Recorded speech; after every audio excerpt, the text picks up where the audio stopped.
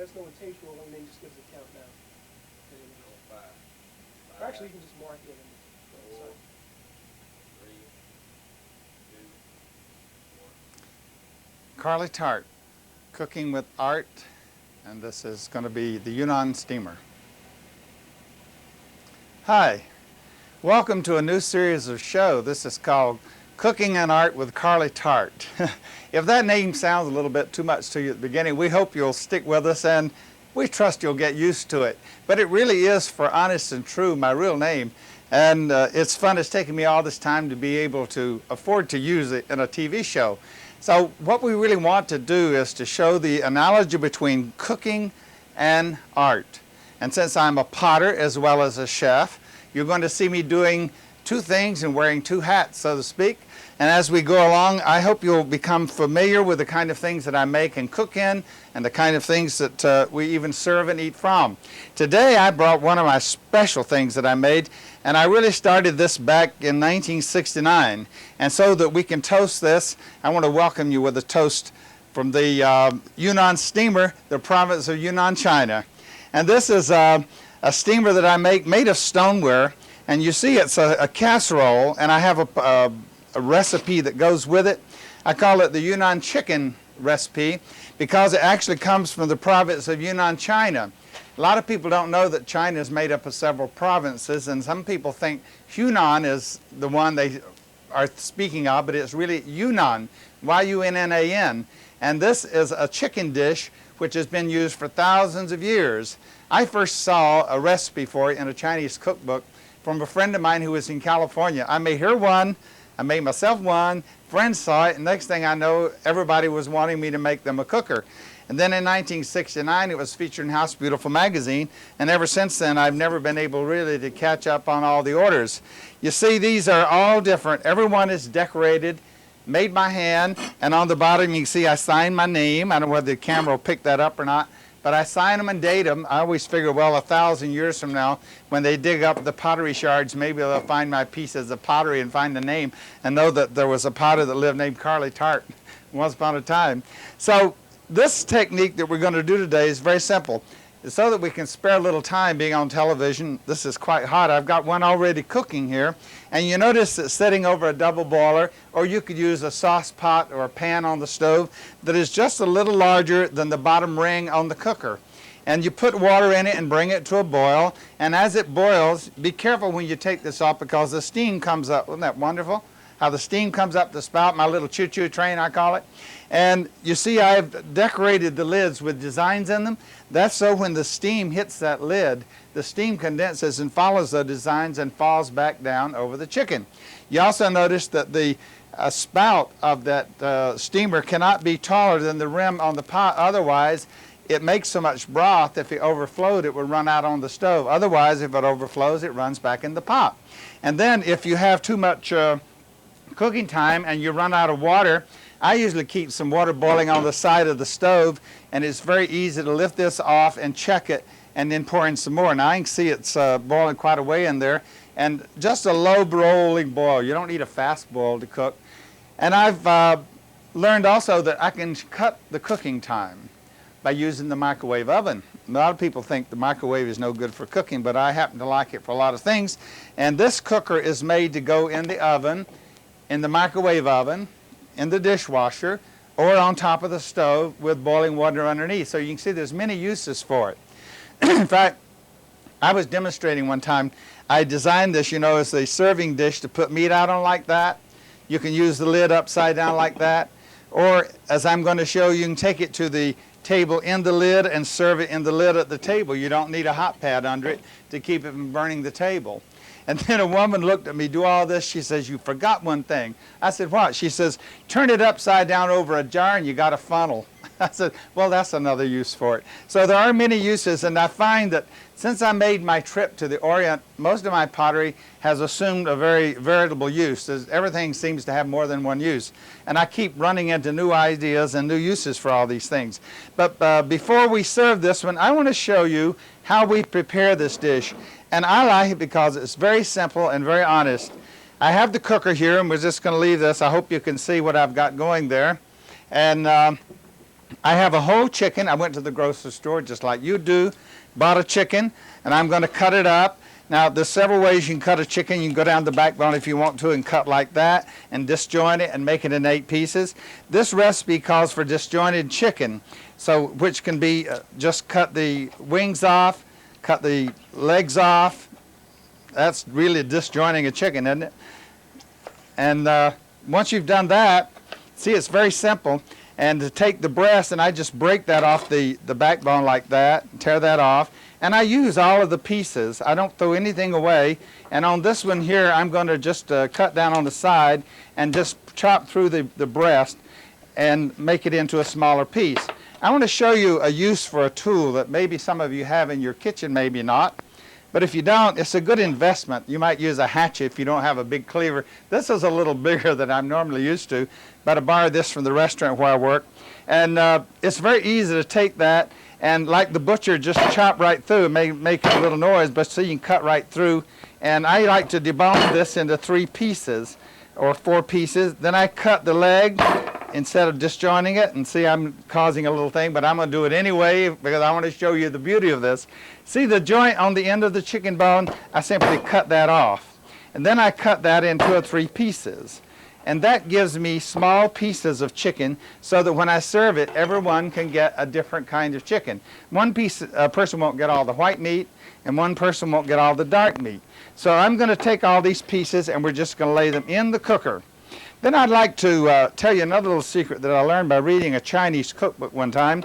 And it said, cut the chicken up into small pieces like I just showed you, and then have a pot of boiling water on the stove.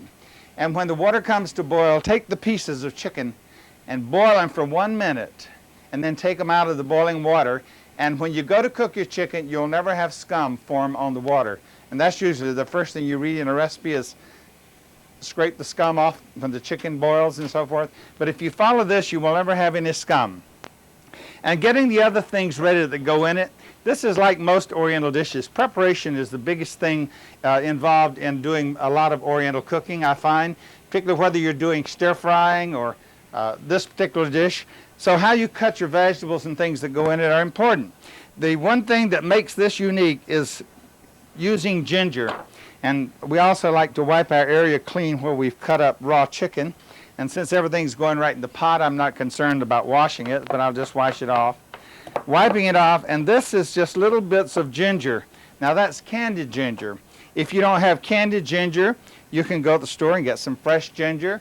And if you use fresh ginger, add about a tablespoon of sugar to the dish, because candied ginger adds that sugar that you don't have to add. Then on top of this dish, I'm going to pour about 1/4 of a cup of oil. If you don't want any oil, use less or none. You really don't need to use any oil. Or if you like, you might use some butter. And I just kind of toss that so it's all over it. Then I pour about 1/4 of a cup of soy sauce. Just pour that over it. Don't pour quite all because I may want to add some later. And I also like to cook and taste as you cook. Some people like a lot, some people like a little. So this is your chance to put what you like. And then back to our wine again. This calls for sherry wine, so I'm just going to pour some sherry wine over that. And this is a cream sherry, not a dry sherry. Because of the sugar content, we use the cream sherry instead of the dry sherry, so we don't need to add sugar to this dish. Then, to garnish it on the top, I've got some carrots, and we're going to cut those. These could be cut several ways. If you cut them in half, one way is to slice them on the diagonal. That's an Oriental cut like that. Another way is to slice them lengthwise, which is the julienne cut, a French cut. And that's kind of the way that I usually use them, because I like them scattered over the dish like that. And you can cut them any way you want. You can even cut some 2 ways in a dish if you want, and no one's going to care. Then the next thing we need to put in it is some scallions.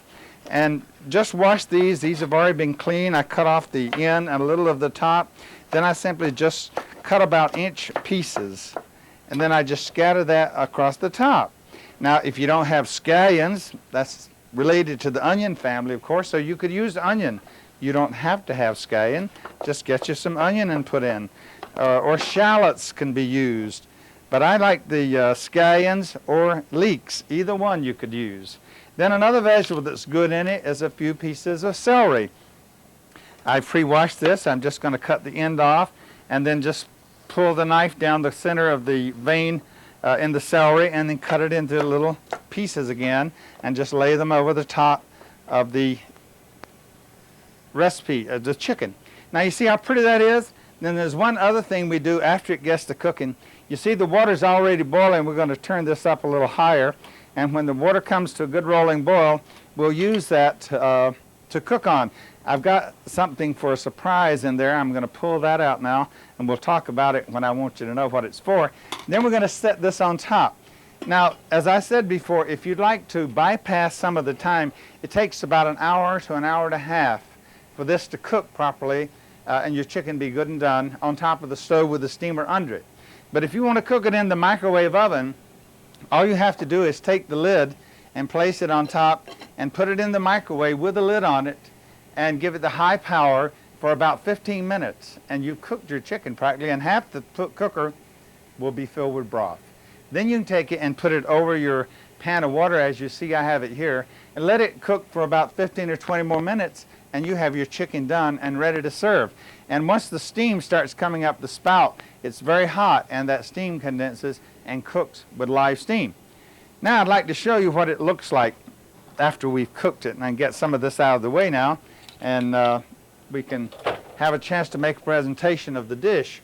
As I said before, I keep a little of the soy sauce back and even a little of the wine, and if it's not spicy like I like it, I'll add a little bit to it. Now, something while I'm over here I wanted to show you. This cooker, as I was saying, can be used with the lid upside down as a serving piece, and you can also invert the cone on the cooker and put a candle, have a candle holder and a flower arrangement. Isn't that lovely? I can just see that, well, when I make things. I don't like to go to people's house to know that they bought my cooker and find it hidden in the closet or the cupboard somewhere. This way you can use it out and use it for a decorative purpose and have it out all the time. And it's very nice and colorful to use your flowers with it. And since I am a potter, I thought it would be fun to use things that I made today to do my presentation with. And this is one of my matte black plates that I've glazed, made just like my other things that I make.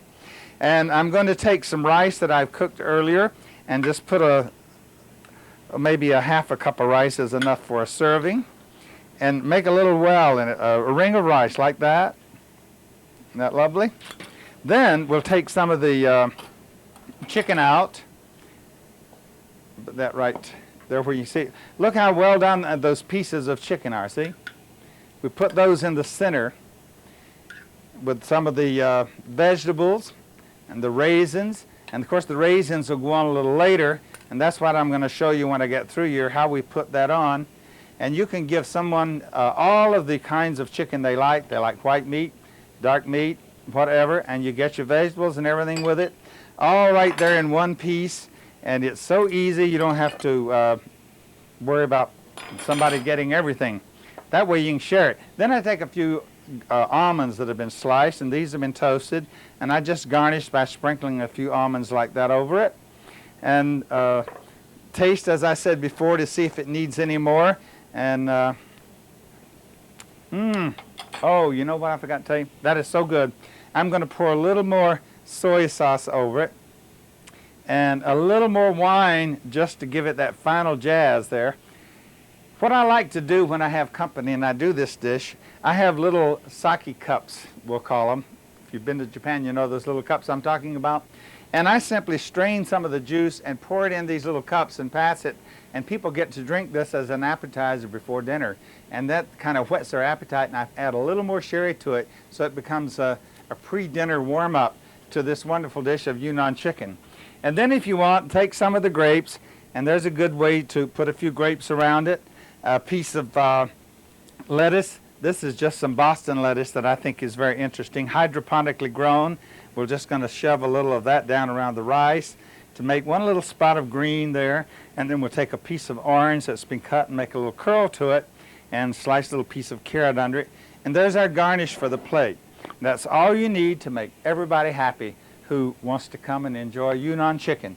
And these pieces of pottery are all handmade, as I said, one of a kind. So You can't make this without a piece of pottery. Now you see the steam coming up? That's how powerful the steam is, and I call it the locomotive. When the steam comes up and hits the lid and condenses over it. And then we have the grapes, which can be put around the top. You want to be careful. Never reach over that steam while it's coming up hot, because it will scald you quicker than fire will, and it's very, very hot. So I want to warn you against that, and always use a towel or a little hand towel or something, and go from the back and be sure the steam spout's covered before you put it on and come away. Same thing is true of taking it off when it's boiling, and don't take away from the steam. Don't cross over to burn your arm or your hand that way.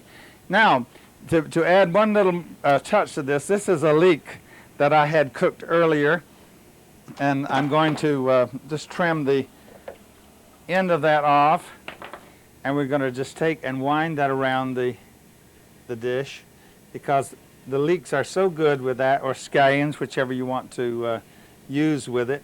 And if you boil it, by boiling that in the water underneath, I really overboil it. You don't have to boil it that long. It makes it tender so you can curve it. You can tie them in knots. You can tie vegetables up with them.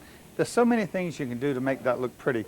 And I think that's all you need to have a pleasant garnish for your guest. And if you want to say bon appetit, you can be my guest, but I would say enjoy it. This is Carlie. I hope you'll watch us next time.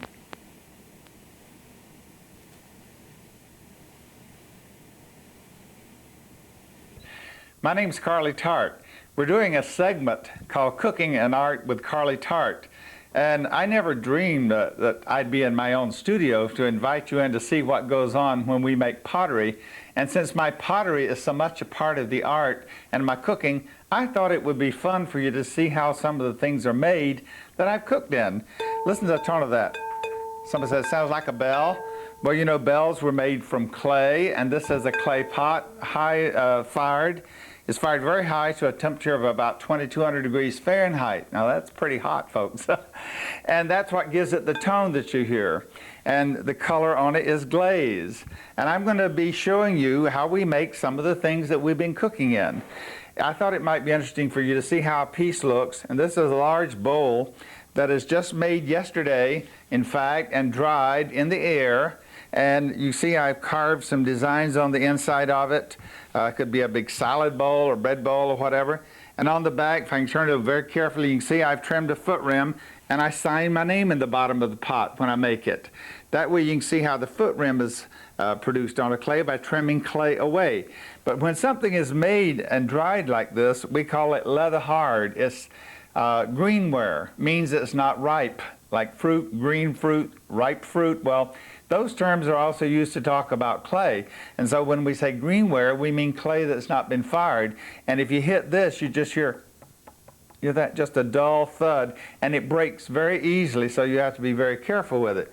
Then after it's gone in the kiln and been fired one time, it must be fired past 1,000 degrees. Now once clay is heated past 1,000 degrees, there's a quartz inversion that takes place, and the clay is then turned back into a rock that it came from in the beginning. So you have the cycle of clay, which we call ceramics. The word ceramics means burned earth. So until you burn earth, see, you don't have ceramics. It's just clay. So we're going to be showing you some of the things right here in my studio, how we paint them, how we glaze them, and even how they're fired. And we're going to start right at the beginning with the clay. So if you'll just hang on, that's where we're going next. All right. 4, 3, 2, 1. Hi. Welcome back again. I'm Carlie Tart with Carlie Tart's Cooking and Art with Carlie Tart. I think that's kind of an alliteration to say. Anyway, we're coming back this time to show you how the pottery gets made from the clay. And I thought it'd be a good idea to show you the preparation time that's necessary in making a pot. Some people think a pot just gets made in a minute or two, and they never realize how much work goes on in getting your clay ready. This is called a pug mill. I keep it covered with a piece of plastic rather than closing the lid, which comes up and down. In order to do that, there's a presser that has to press the clay down, and that keeps me from having to remove that. Then I have a cap over this extruder here, and this is where the clay comes out. So what I'm going to do is turn the motor on. This is electric pug mill.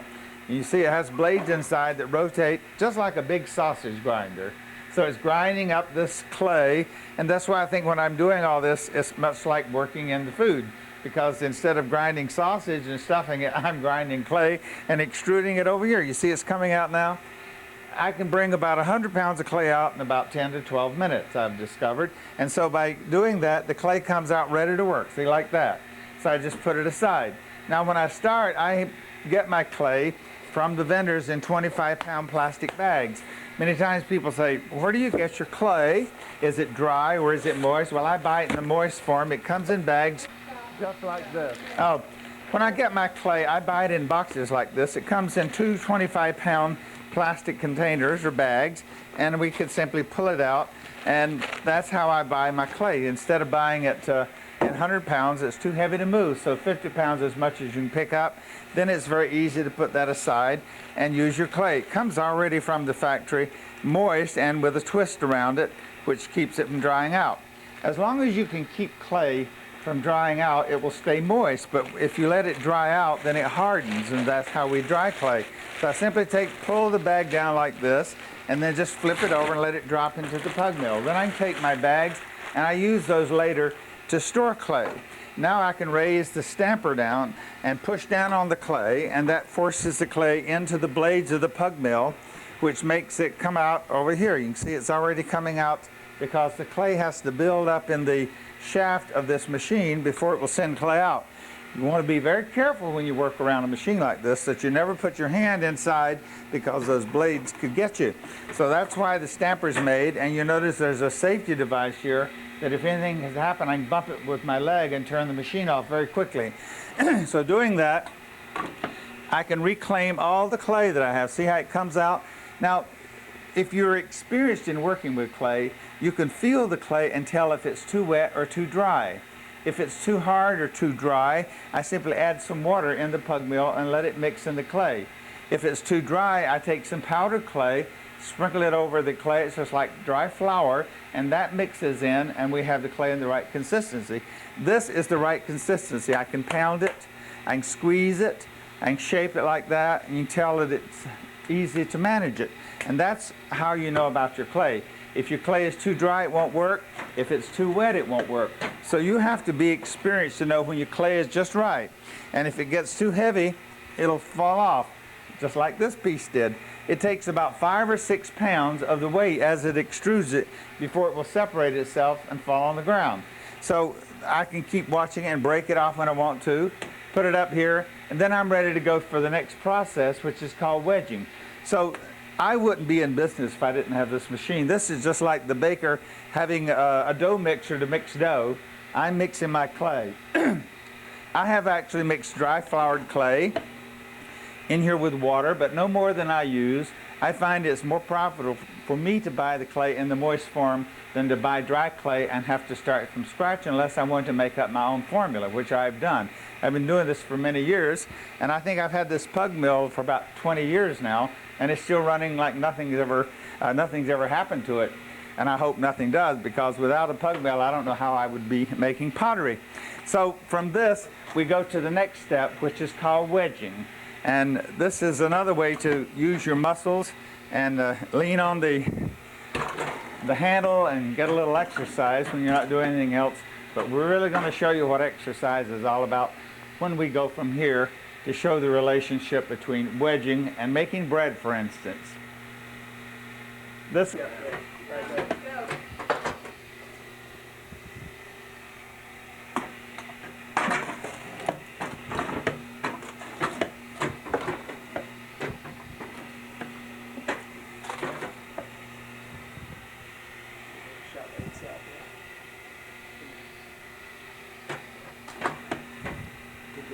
Let me focus this.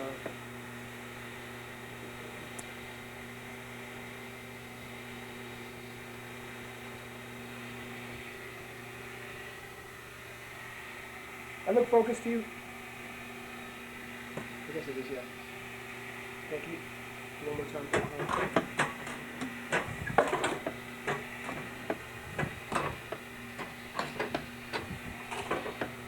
You want to show over here? It's coming out. Okay.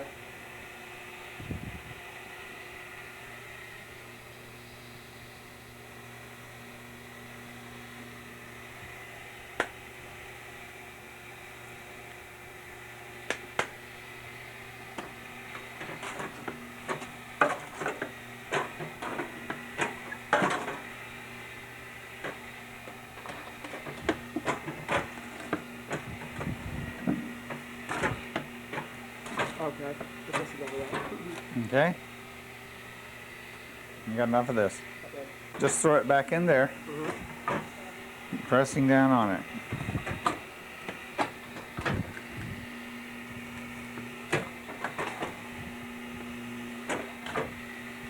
Might go to a baker sometime and see a baker machine working and see the relationship.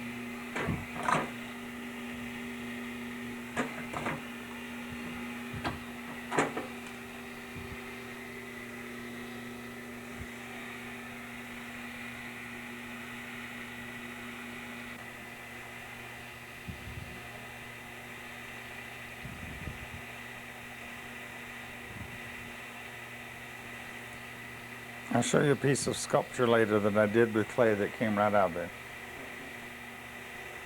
Didn't do a thing to it.